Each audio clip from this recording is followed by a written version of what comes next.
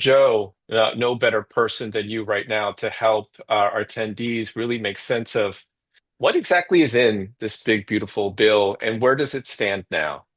Yeah, so this is it's important to kind of start with that baseline and the One Big Beautiful Bill Act, which was the name of the actual bill as it was moving through the process, or as I've started to call it, OB3 or HR1, really is a pretty fundamental rewrite of some of the change or of the Medicaid program in a lot of ways, and so it's very important for health centers to be aware of the details and to kind of think this through and think about how it's going to impact you all.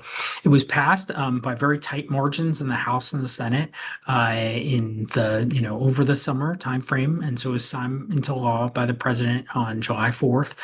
So you may have seen the signing ceremony, but if I were to distill it, there's a few core elements. One is around Medicaid community engagement or work requirements. That is a big part of the new changes within the Medicaid landscape. There's also new eligibility checks that are going to be required around the Medicaid expansion population. So doing those every 6 months, for example. There's other changes around immigrant health that want to be aware of, and then other things about state financing of how they're financing their Medicaid program. So things like provider taxes or state directed payments that really are not necessarily as directly impactful to health centers outside of a couple states where there were some funding through these mechanisms that health centers got. But for the most part, just a way to think about it is that the states were using these mechanisms to fund their entire Medicaid program. And as you think of how that translates is if there's less dollars from the state that by leveraging federal dollars, then that could put more pressure on states. And so it's something to be very aware of. And, just to continue the need for advocacy around the importance of health center funding and the PPS rates, the value that health centers provide to the healthcare system in your community, in your state,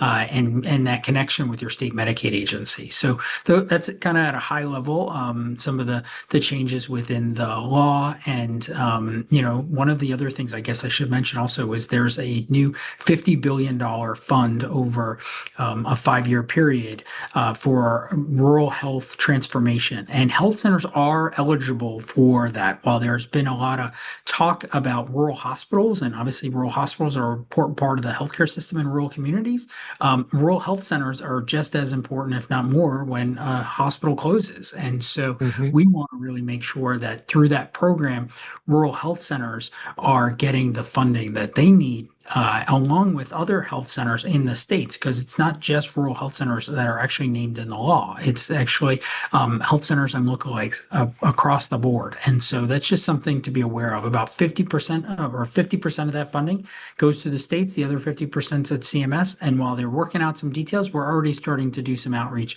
to CMS. And I know the primary care associations are doing that with their governors and their state Medicaid agencies to really make that case for funding within the law to go to health centers.